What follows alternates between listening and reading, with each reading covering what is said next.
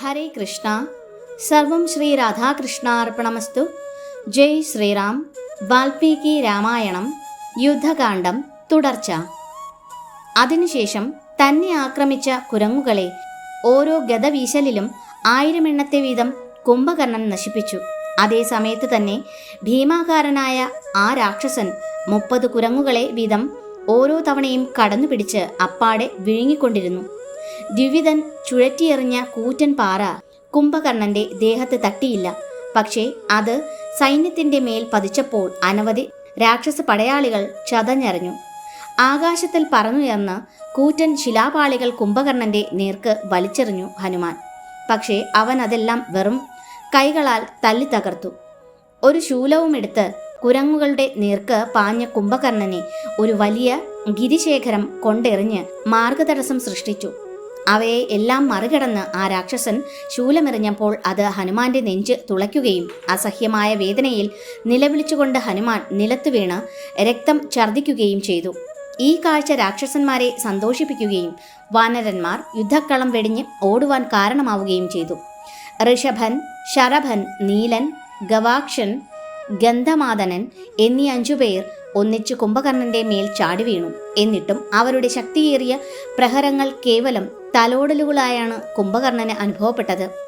ഋഷഭനെ പിടിച്ച് കൈക്കുള്ളിൽ വെച്ച് ഞെരിച്ച ശേഷം നിലത്തേക്കെറിഞ്ഞ രാക്ഷസൻ ബാക്കി 4 പേരെയും മാരകമായി മുറിവേൽപ്പിച്ച് നിലത്തെറിഞ്ഞു.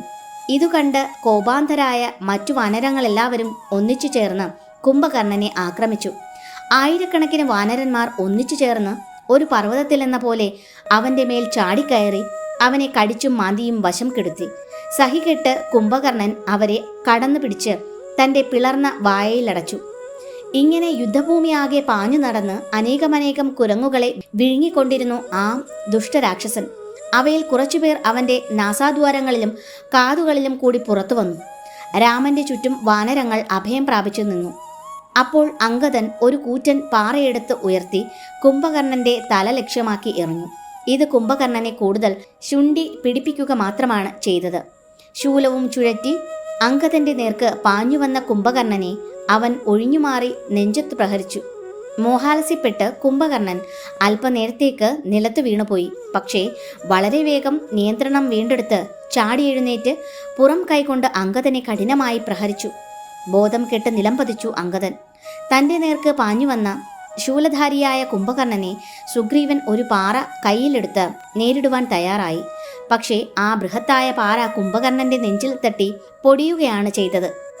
ഇതു കണ്ട രാക്ഷസന്മാർ ആഹ്ലാദത്തിൽ അട്ടഹസിച്ചപ്പോൾ വാനരന്മാർ വിഷാദമൂകരായി. അതിഘോരമായി അലറിക്കൊണ്ട് കുംഭകർണൻ തൻ്റെ ശൂലം ചുഴറ്റി എറിഞ്ഞു. ഈ ദ്വന്ദ്വയുദ്ധം സൂക്ഷ്മമായി നിരീക്ഷിച്ചു കൊണ്ടിരുന്ന ഹനുമാൻ സുഗ്രീവന്റെ അപകടാവസ്ഥ കണ്ട് ആകാശത്തേക്ക് ചാടി ഉയർന്നു. ആ ശൂലം കടന്നു പിടിച്ച് ഒടിച്ചു തള്ളുകയും ചെയ്തു. ഇത്തവണ തട്ടഹസിച്ചത് വാനരസേനയായിരുന്നു. അതിരോഷാകുലനായി തീർന്ന കുംഭകർണൻ ഒരു പർവ്വത ശിഖരം പിഴുതെടുത്ത് വർദ്ധിച്ച ശക്തിയോടെ സുഗ്രീവന് നേരെ എറിഞ്ഞു.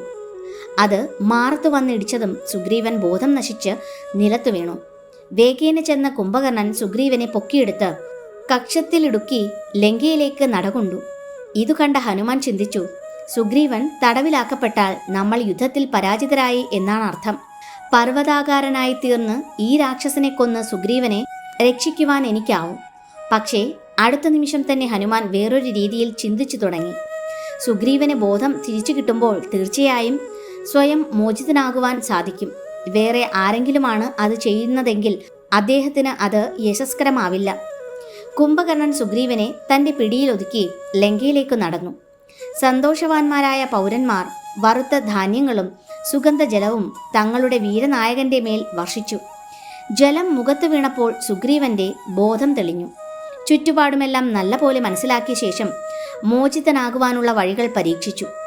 ആദ്യം കുംഭകർണന്റെ ചെവി രണ്ടും തന്റെ കൂർത്ത ദംഷ്ട്രങ്ങളാൽ പറിച്ചെടുക്കുകയാണ് സുഗ്രീവൻ ചെയ്തത്. അനന്തരം കാൽനഖങ്ങൾ ഉപയോഗിച്ച് 2 വശങ്ങളും കീറിപ്പിളർന്ന ശേഷം നാസാഗ്രം കടിച്ചെടുക്കുകയും കൂടി ചെയ്തു. ദുസ്സഹമായ വേദനയാൽ കോപിഷ്ഠനായി കുംഭകർണൻ സുഗ്രീവനെ നിലത്തിട്ട് മർദ്ദിക്കുവാൻ ആരംഭിച്ചു. പക്ഷേ ഒരു ഞൊടിയിടയിൽ ആകാശത്തേക്ക് പറന്നുയർന്ന് രാമന്റെ സമീപം എത്തുകയാണ് സുഗ്രീവൻ ചെയ്തത്. വിശപ്പിന്റെ വിളിയുണ്ടായപ്പോൾ ക്രുദ്ധനായ കുംഭകർണൻ ഒരു കൂറ്റൻ മുൾത്തടിയുമെടുത്ത് ശത്രു സൈന്യ നിരകളിലേക്ക് വീണ്ടും കയറി ചെന്നു. വാനരന്മാരെ മാത്രമല്ല രാക്ഷസന്മാരെയും പിടികൂടി തുറന്നു പിടിച്ച വായയിലേക്ക് എറിഞ്ഞുകൊണ്ട് ഓടി നടന്നു. അവൻ്റെ വായ്ക്കോണുകളിൽ നിന്ന് ചോരയും കൊഴുപ്പും പുറത്തേക്ക് ഒഴുകിക്കൊണ്ടിരുന്നു. ഒരേ സമയം നൂറുകണക്കിന് കുരങ്ങുകളെ നീട്ടിപ്പിടിച്ച കൈകളാൽ വളച്ചെടുത്ത് വിഴുങ്ങിക്കൊണ്ടിരുന്ന അവനെ ലക്ഷ്മണൻ ശരവർഷം ചെയ്തുകൊണ്ട് വെല്ലുവിളിച്ചു. പക്ഷെ ആ രാക്ഷസന് അതൊന്നും പ്രശ്നമായില്ല. എല്ലാ അസ്ത്രങ്ങളിൽ നിന്നും ഒഴിഞ്ഞു മാറിയിട്ടവൻ അവജ്ഞയോടെ അറിയിച്ചു, യുദ്ധം ചെയ്യുവാൻ രാമനെയാണ് എനിക്ക് വേണ്ടത്, അവൻ്റെ അനുജനെയല്ല. അതിനുത്തരമായ ലക്ഷ്മണൻ രാമനെ ചൂണ്ടിക്കാണിച്ചു കൊടുത്തപ്പോൾ രാക്ഷസൻ അങ്ങോട്ട് പുറപ്പെട്ടു. അതിവേഗം ഓടിയെടുക്കുന്ന രാക്ഷസന്റെ നേർക്ക് രാമൻ രുദ്രാസ്ത്രമേതു. കൂർമ്മമായ ആ അസ്ത്രം നെഞ്ചിൽ തുളച്ചു കയറിയപ്പോൾ അവൻ തട്ടിത്തടഞ്ഞ് ആടിക്കൊണ്ടു നിന്നു. ഗദയും മറ്റുള്ള ആയുധങ്ങളുമെല്ലാം അവിടവിടെ വീഴുകയും ചെയ്തു. ഈ ദുർബലതയെ ചൂഷണം ചെയ്യാനായി അനേകം കുരങ്ങുകൾ അവൻ്റെ മേൽ ചാടി വീണുവെങ്കിലും അവൻ എല്ലാവരെയും മുഷ്ടി ചുരുട്ടി ഇടിച്ച് തെറിപ്പിച്ചു. മയക്കം മാറിയ ഉടൻ കുംഭകർണൻ ഒരു പിടി പാറക്കൂട്ടങ്ങളുമായി രാമന്റെ നേർക്കടുത്തു. 7 അസ്ത്രങ്ങൾ കൊണ്ട് രാമൻ അവയെ തുണ്ടം തുണ്ടമാക്കി. ചിതറിയ പാറക്കല്ലുകൾ വന്നു പതിച്ച് 200-നും മേലെ കുരങ്ങുകൾ മറഞ്ഞു വീണുപോയി. ലക്ഷ്മണൻ രാമനോട് അഭിപ്രായപ്പെട്ടു, കണക്കറ്റ രക്തം കുടിച്ചതു കാരണം കുംഭകർണന്റെ ബോധം മയങ്ങിയിരിക്കുകയാണ്. എന്തെന്നാൽ യാതൊരു വ്യത്യാസവും കൽപ്പിക്കാതെ അവൻ രാക്ഷസന്മാരെയും വാനരങ്ങളെയും ഒരേപോലെ വിഴുങ്ങുന്നുണ്ട്. എനിക്ക് തോന്നുന്നത് ഈ സമയത്ത് ആയിരക്കണക്കിന് വാനരങ്ങൾ അവൻ്റെ ശരീരത്തിൽ കയറിപ്പറ്റിയാൽ അവനെ മറിച്ചിടാനും തദ്വാര പരാജയപ്പെടുത്തുവാനും സാധിക്കുമെന്നാണ്. അതനുസരിച്ച് അനവധി മർക്കടങ്ങൾ അവൻ്റെ ശരീരത്തിലേക്ക് അള്ളിപ്പിടിച്ച് കയറാൻ തുടങ്ങി. അവരെ കുലുക്കി ദൂരെ എറിയുന്നതിനിടയ്ക്ക് വേറെ ഇരകളെയും തേടി അങ്ങുമിങ്ങും പാഞ്ഞു നടന്ന് അവനെ രാമൻ തക്കം നോക്കി ആക്രമിച്ചു. തൻ്റെ ചെവിയോടടുപ്പിച്ച് ഞാൻ വലിച്ച് നിർത്തിയിട്ട് രാമൻ വെല്ലുവിളിച്ചു, രാക്ഷസന്മാരിലും അധമനായവനെ, എൻ്റെ മുന്നിൽ ഒരു നിമിഷം നിൽക്കുക. എൻ്റെ അമ്പുകൾ കൊണ്ട് നിന്നെ യമരാജപുരിയിലേക്ക് അയക്കട്ടെ. മുകളിലേക്ക് നോക്കിയ കുംഭകർണൻ അത്യാഹ്ലാദവാനായി. കാരണം രാമൻ അവൻ്റെ മുന്നിൽ നിൽക്കുന്നു. സന്തോഷത്തോടെ ചിരിച്ചുകൊണ്ട് അവൻ അതിശയം കൂറി, എന്തൊരു ഭാഗ്യം! നീ എനിക്ക് ദയാപൂർവം ഇത്തരമൊരു സന്ദർഭം തന്നതിനാൽ ഞാൻ ഉടൻ തന്നെ നിന്നെ ഭക്ഷിക്കുന്നുണ്ട്. രാമന്റെ ശരമാരികളെ തീർത്തും അവഗണിച്ച് കുംഭകർണൻ തികച്ചും ഭീകരമായ ഒരു മുൾത്തടി കയ്യിലെടുത്തു. സമയനഷ്ടം വരുത്താതെ ശത്രുവിനെ കൊന്ന് യുദ്ധം അവസാനിപ്പിക്കാമെന്നവൻ കരുതി. രാമൻ അഭിമന്ത്രണം ചെയ്ത് അതിശക്തവും ഉത്കൃഷ്ടവുമായ വായവ്യാസ്ത്രം തൊടുത്തുവിട്ടപ്പോൾ മുൾത്തടി പിടിച്ചിരുന്ന കരം മുറിഞ്ഞു വീഴുകയും ഭീമാകാരനായ രാക്ഷസൻ വേദനയാൽ ആർത്തലച്ച് നിലവിളിക്കുകയും ചെയ്തു. മുറിഞ്ഞു വീണ രാക്ഷസ കരത്തിനടിയിൽപ്പെട്ട് അവിടെയുണ്ടായിരുന്ന വാനരന്മാരത്രയും ചതഞ്ഞറിഞ്ഞു. കോപത്താൽ ഉന്മാദം പൂണ്ട കുംഭകർണൻ ഇടതുകരത്താൽ ഒരു വൃക്ഷം പിഴുതെടുത്ത് പുരുഷോത്തമനായ രാമന്റെ നേർക്കെറിഞ്ഞു. ഇന്ദ്രമന്ത്രം ജപിച്ച് രാമൻ തൊടുത്തുവിട്ട അടുത്ത ബാണം കുംഭകർണന്റെ ഇടതുകരത്തെയും ഛേദിച്ചു. ഇടതുകരം നിലത്തു വീണപ്പോൾ വാനരന്മാർക്കൊപ്പം ഏറെ രാക്ഷസന്മാരും ചതഞ്ഞു മരിച്ചു. അതിഘോരമായി അലറിക്കൊണ്ട് കുംഭകർണൻ രാമന്റെ നേർക്ക് പാഞ്ഞു ചെന്നു. കൈകളില്ല എന്ന വസ്തുത അവൻ കാര്യമാക്കിയതേയില്ല. അടുത്ത 2 അസ്ത്രങ്ങളാൽ രാമൻ അവൻ്റെ കാലുകളും മുറിച്ചിട്ടു. എന്നിട്ടും രാക്ഷസൻ വായ പിളർന്നുകൊണ്ട് ഇഴഞ്ഞിഴഞ്ഞ് രാമന്റെ അടുത്തേക്കു നീങ്ങി. രാമനെ വിഴുങ്ങുവാനാവുമെന്നായിരുന്നു അപ്പോഴും അവൻ്റെ വ്യാമോഹം. ഗുഹ പോലെ തുറന്നു പിടിച്ച വായ്ക്കുള്ളിലേക്ക് രാമൻ ശരവർഷം പൊഴിച്ചു. അവസാനം അവന് ശ്വാസം വിടുവാൻ കൂടി ബുദ്ധിമുട്ടായി. അതികഠിനമായ വേദനയാൽ ബോധം നശിച്ച് അവൻ മറിഞ്ഞു വീഴാൻ തുടങ്ങിയപ്പോൾ രാമൻ വീണ്ടും ഒരു ഇന്ദ്രാസ്ത്രം തൊടുത്തുവിട്ടു. എല്ലാ ദിക്കുകളെയും പ്രകാശമാനമാക്കിക്കൊണ്ട് ആകാശത്തിലൂടെ പാഞ്ഞ ആ ബാണം കുംഭകർണന്റെ ശിരസിനെ മുറിച്ചു. കുംഭകർണന്റെ ഭീമാകാരമായ കബന്ധം നിരവധി ജലജീവികളെ ഞെരിച്ചു കൊന്നുകൊണ്ട് സമുദ്രത്തിൽ പതിച്ചു. പൂർണ്ണചന്ദ്രനെ പോലെ പ്രകാശിച്ചിരുന്ന മുഖമാകട്ടെ ലങ്കയുടെ രാജവീതിയിൽ പോയി വീണു. അതിൻ്റെ അടിയിൽപ്പെട്ട് ബൃഹത്തായ കൊട്ടാരങ്ങളും കോട്ടമതിലിൻ്റെ ഏതാനും ഭാഗവും തകർന്നടിയുകയും ചെയ്തു. സന്തോഷത്താൽ ഉന്മത്തരായ ദേവകൾ ആകാശത്ത് വന്നു നിന്ന് ആ സംഭവത്തെ ഹൃദയംഗമായി ഘോഷിച്ചു. വാനര പടയാളികൾ അയ്യഞ്ചുവായകൾ ഉള്ളവരെ പോലെ ഓരോ ആളും രാമന്റെ സ്തുതി പാടി. ഇത്രയും സാഹസികത നിറഞ്ഞ ഒരു ലക്ഷ്യം നേടിയതിൽ രാമൻ നിർവൃതി പൂണ്ടു. കുംഭകർണന്റെ ശിരസറ്റ ശരീരം സാഗരത്തിൽ പാതി മുങ്ങിക്കിടക്കുകയാണെന്നും ശിരസ് നഗരകവാടത്തെ പ്രതിരോധിച്ച് കിടക്കുകയാണെന്നും മറ്റുമറിഞ്ഞപ്പോൾ രാവണൻ മോഹാലസ്യപ്പെട്ട് സിംഹാസനത്തിലേക്ക് മറിഞ്ഞു വീണുപോയി. ബോധം വീണ്ടുകിട്ടിയപ്പോൾ രാവണൻ വിലാപം ആരംഭിച്ചു. കുംഭകർണനില്ലാത്ത ജീവിതം നിരർത്ഥകമാണ്. എൻ്റെ ഈശ്വരഭക്തനായ സഹോദരൻ വിഭീഷണന്റെ ഉപദേശം സ്വീകരിക്കുവാൻ കൂട്ടാക്കാത്ത ഞാൻ എന്തൊരു വിഡ്ഢിയാണ്. രാവണന്റെ സന്താനങ്ങളിൽ ഒരുവനായ തൃശിരസ് ആശ്വാസവചനങ്ങളുമായെത്തി. പ്രിയ പിതാവേ, വിലാപം മതിയാക്കിയാലും അതിബലവാനായ എനിക്ക് ബ്രഹ്മദേവൻ നൽകിയ ദിവ്യശക്തിയുള്ള നിരവധി ആയുധങ്ങളുണ്ട്. എൻ്റെ സഹോദരങ്ങളും മന്ത്രിമാരും യുദ്ധവീരന്മാരുമായ ദേവാന്തകൻ, നരാന്തകൻ, അതികായൻ എന്നിവരൊത്ത് ആകാശത്തിലൂടെ പറന്ന് യുദ്ധം ചെയ്ത് രാമൻ, ലക്ഷ്മണൻ, വാനരന്മാർ ഏവരെയും നാമാവശേഷരാക്കി ഞങ്ങൾ മടങ്ങിയെത്തും, നൈരാശ്യം ത്യജിച്ചാലും. ത്രിശിരസിന്റെ ഉറപ്പിന്മേൽ രാവണന് പുനർജന്മം ലഭിച്ചതുപോലെ ആയി. 4 പുത്രന്മാരെയും സ്വർണഹാരവും പുഷ്പഹാരവും അണിയിച്ച് മഹാപാർശ്വൻ, മഹോദരൻ എന്നിവരോടൊപ്പം രാവണൻ യുദ്ധഭൂമിയിലേക്ക് അയച്ചു. 6 രാക്ഷസ നായകന്മാർ അതിവിപുലമായ സൈന്യത്തിന്റെ അകമ്പടിയോടെ നഗര കവാടത്തിന് പുറത്തെത്തിയപ്പോൾ ഇരു സൈന്യ വിഭാഗങ്ങളും അത്യുച്ചത്തിൽ അലറി വിളിച്ചു. അധികം താമസിയാതെ യുദ്ധക്കളം, ശവശരീരങ്ങൾ, കൈകാലുകൾ അടിച്ചു തകർക്കപ്പെട്ട രഥങ്ങൾ, വൃക്ഷങ്ങൾ, ഉരുളൻ പാറകൾ എന്നിവയാൽ മൂടപ്പെട്ടു.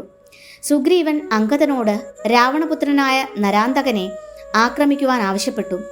നിരായുധനായ നിരാന്തകന്റെ മുന്നിൽ പോയി നിന്നിട്ട് അങ്കദൻ വെല്ലുവിളിച്ചു, നീ എന്തിനാണ് നിസാരമായ ഈ കുരങ്ങുകളോട് യുദ്ധം ചെയ്ത് നേരം പാഴാക്കുന്നത്? കേമനാണ് നീയെങ്കിൽ എൻ്റെ നെഞ്ചിലേക്ക് നിന്റെ ശൂലം എറിഞ്ഞു നോക്കുക. കോപാധിക്യത്താൽ ചുണ്ടുകൾ കടിച്ചുപിടിച്ച് നരാന്തകൻ ചുഴറ്റിയെറിഞ്ഞ ശൂലം അങ്കദന്റെ മാറിൽ തട്ടി ഒടിഞ്ഞു നിലത്ത് വീണു. മിന്നൽ വേഗത്തിൽ പാഞ്ഞു ചെന്ന് അങ്കദൻ നിരാന്തകന്റെ കുതിരയുടെ ശിരസിൽ മുഷ്ടി ചുരുട്ടി ഒരിടി കൊടുത്തു. തകർന്ന തലയോടുമായി ആ മൃഗം ചത്തു താഴെ വീണു. നരാന്തകന് ഒരു മാർഗമില്ലാതെ ഭൂമിയിലേക്ക് ചാടിയിറങ്ങേണ്ടതായി വന്നു. അങ്കദന്റെ ശിരസിൽ മുഷ്ടിപ്രയോഗം നടത്തി തിരിച്ചടിച്ചു നരാന്തകൻ. മുറിവിൽ നിന്നുണ്ടായ രക്തപ്രവാഹത്തിൽ അങ്കദൻ പിന്നിലേക്ക് മറിഞ്ഞു വീഴാൻ തുടങ്ങിയെങ്കിലും സമനില വേഗം വീണ്ടെടുത്ത് കുതിച്ചു ചെന്ന് ശത്രുവിന്റെ വക്ഷസിൽ ആഞ്ഞടിച്ച് അവന്റെ കഥ കഴിച്ചു. രാജകുമാരനായ അങ്കദന്റെ മെയ്ക്കരുത്ത് കണ്ട് രാമൻ അത്ഭുതാധീനനായതോടൊപ്പം ആഹ്ലാദവാനുമായി. പക്ഷേ മഹോദരന് സ്വന്തം സഹോദരപുത്രന്റെ ദാരുണമരണം കണ്ടു സഹിക്കാനായില്ല. ദേവാന്തകൻ, ത്രിശിരസ് എന്നിവരെ കൂട്ടി മഹോദരൻ അങ്കദന്റെ നേർക്ക് കുതിച്ചു ചാടി. ഇവരുടെ നീക്കം കണ്ട് അങ്കദൻ ഒരു വൻ വൃക്ഷം പറിച്ചെടുത്ത് ദേവാന്തകൻ നേരെ ചുഴറ്റിയെറിഞ്ഞു. ത്രിശിരസ് അതിനെ തന്റെ ബാണങ്ങളാൽ മുറിച്ചു കളഞ്ഞു. വീണ്ടും വൃക്ഷങ്ങളും ശിലാഖണ്ഡങ്ങളും വലിച്ചെറിഞ്ഞു അങ്കദൻ. പക്ഷേ ഒന്നുകൊണ്ടും ഒരു പ്രയോജനവും ഉണ്ടായില്ല. മഹോദരൻ ഒരു ആനയുടെ പുറത്തിരുന്ന് അങ്കദന്റെ അരികിലെത്തി. അവൻ മുൾത്തടി കൊണ്ട് അങ്കദന്റെ മാറിടത്തിൽ ശക്തിയായി പ്രഹരിച്ചു. ഒട്ടും കുലുങ്ങാതെ അങ്കദൻ ആനയെ തന്റെ കൈയാൽ താടിച്ചു. മരിച്ചുവീണ ആനയുടെ ഒരു ദന്തം വലിച്ചൂരിയെടുത്ത് അങ്കദൻ ദേവാന്തകന്റെ നേർക്ക് ചുഴറ്റിയെറിഞ്ഞ് അവനെ മാരകമായി മുറിവേൽപ്പിച്ചു. ദേവാന്തകൻ സമനില വീണ്ടെടുത്ത് തന്റെ ഗദയാൽ അടിച്ച് അങ്കദനെ നിലത്തിട്ടു. അങ്കദൻ അവിടെ നിന്ന് എഴുന്നേറ്റപ്പോൾ ത്രിശിരസ് അങ്കദന്റെ നെറ്റിയിലേക്ക് 3 ബാണങ്ങളയച്ച് അദ്ദേഹത്തെ മുറിവേൽപ്പിച്ചു. നെറ്റിയിൽ കടുത്ത മുറിവേറ്റ് അങ്കദനെ സഹായിക്കുവാൻ നീലനും ഹനുമാനുമെത്തി. തന്റെ ഗദ ചുഴറ്റി ഭയപ്പെടുത്തിക്കൊണ്ട് ദേവാന്തകൻ ഹനുമാനു നേരെ പാഞ്ഞു ചെന്നു. പറന്നുയർന്ന ഗദയുടെ വീശലിൽ നിന്ന് ഒഴിഞ്ഞുമാറിയ ഹനുമാൻ ആകാശത്ത് നിലയുറപ്പിച്ച് ശത്രുവിന്റെ ശിരസിൽ മുഷ്ടി ചുരുട്ടിയിടിച്ചു. അങ്ങനെ തലയോട് തകർന്ന് ദേവാന്തകൻ മരണപ്പെട്ട് നിലത്തു വീണു. തത്സമയം ത്രിശിരസ് നീലനു നേർക്ക് അസ്ത്രവശം പൊഴിയുകയായിരുന്നു. മഹോദരനാകട്ടെ മറ്റൊരാനയുടെ പുറത്തു കയറിയിരുന്ന് യുദ്ധം തുടരുകയും ചെയ്തു. കൈകാലുകൾ ആസകലം അസ്ത്രങ്ങളാൽ തുളയ്ക്കപ്പെട്ടതിനാൽ നീലന് അല്പനേരത്തേക്ക് മോഹാലസ്യമുണ്ടായി.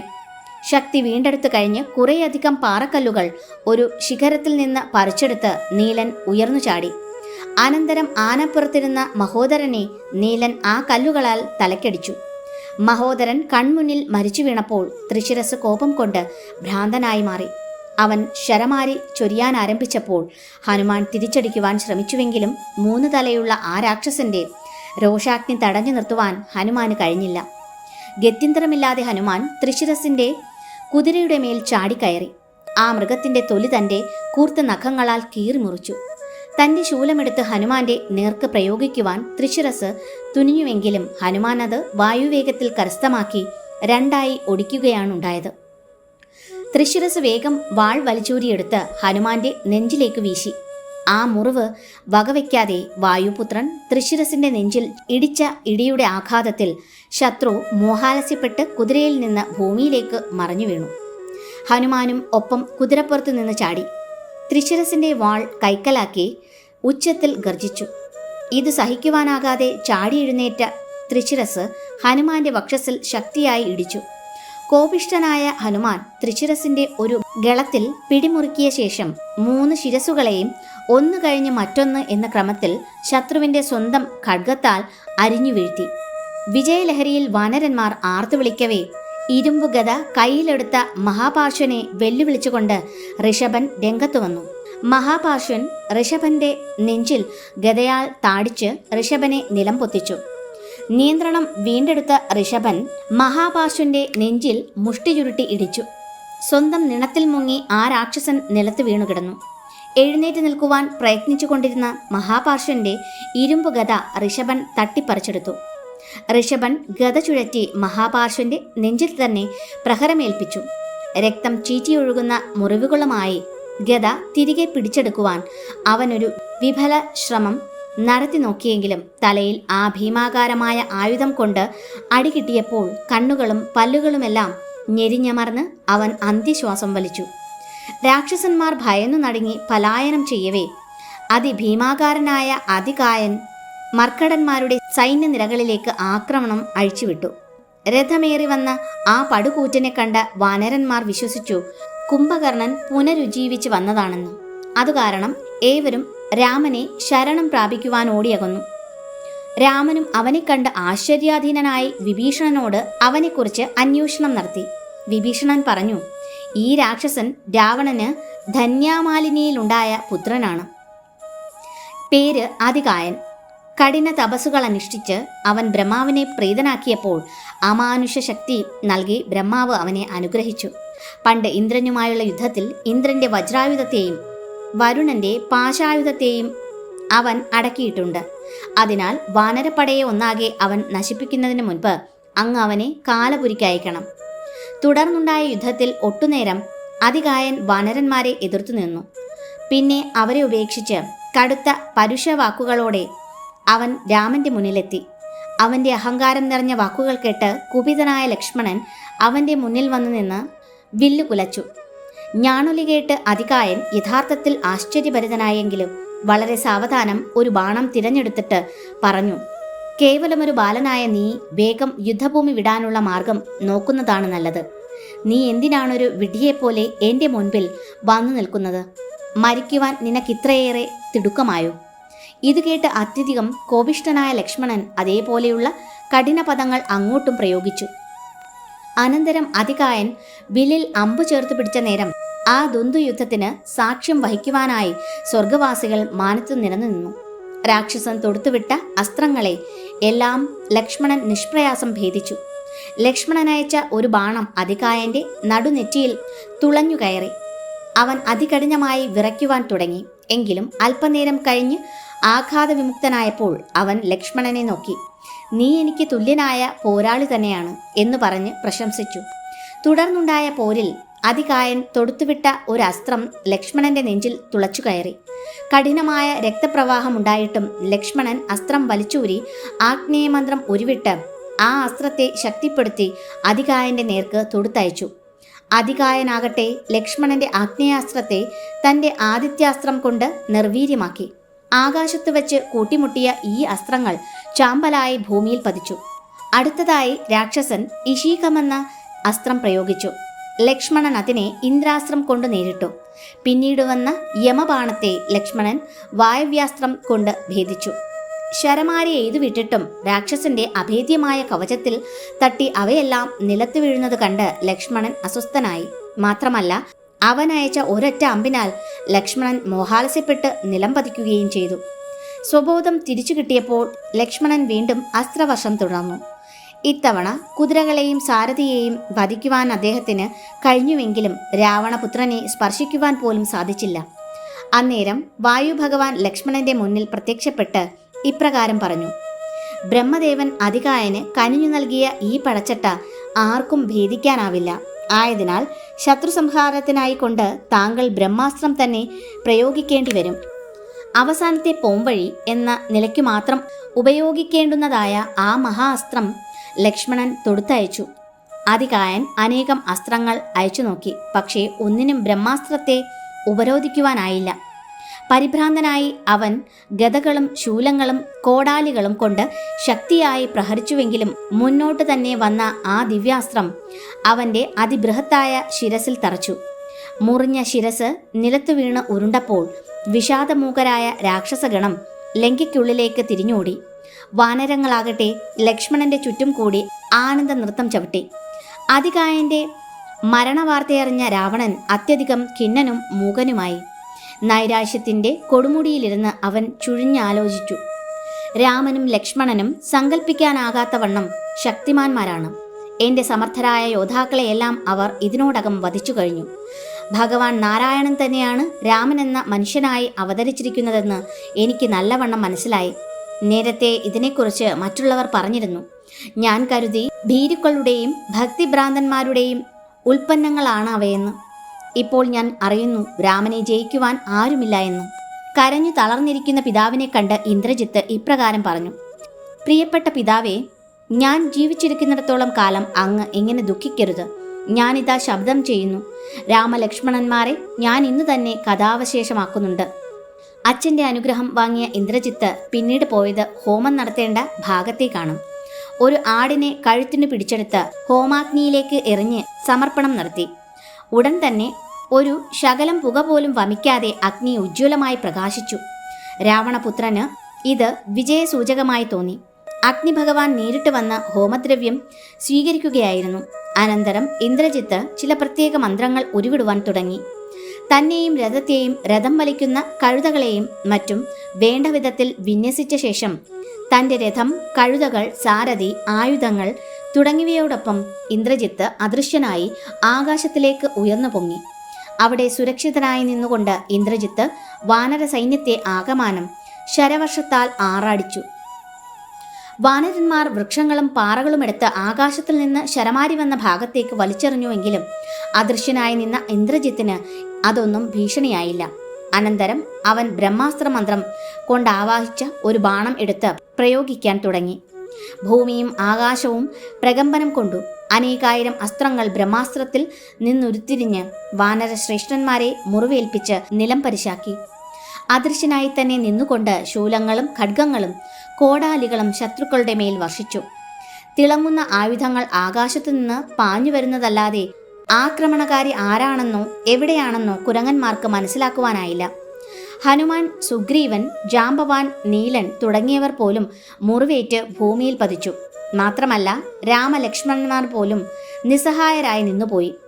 ശരീരം നിറയെ അസ്ത്രങ്ങളുമായി നിണം വാർത്തു നിന്ന രാമൻ അക്ഷോഭ്യനായി അചഞ്ചലനായി ലക്ഷ്മണനോട് പറഞ്ഞു: ലക്ഷ്മണ, ബ്രഹ്മാവിൻ്റെ ശക്തി ആവാഹിച്ച അസ്ത്രങ്ങളാണ് ഇന്ദ്രജിത്ത് ഇപ്പോൾ എയ്തുകൊണ്ടിരിക്കുന്നത്.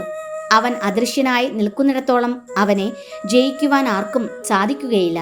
അതിനാൽ അവൻ്റെ ആക്രമണം സഹിക്കുക മാത്രമേ നമുക്ക് കരണീയമായിട്ടുള്ളൂ.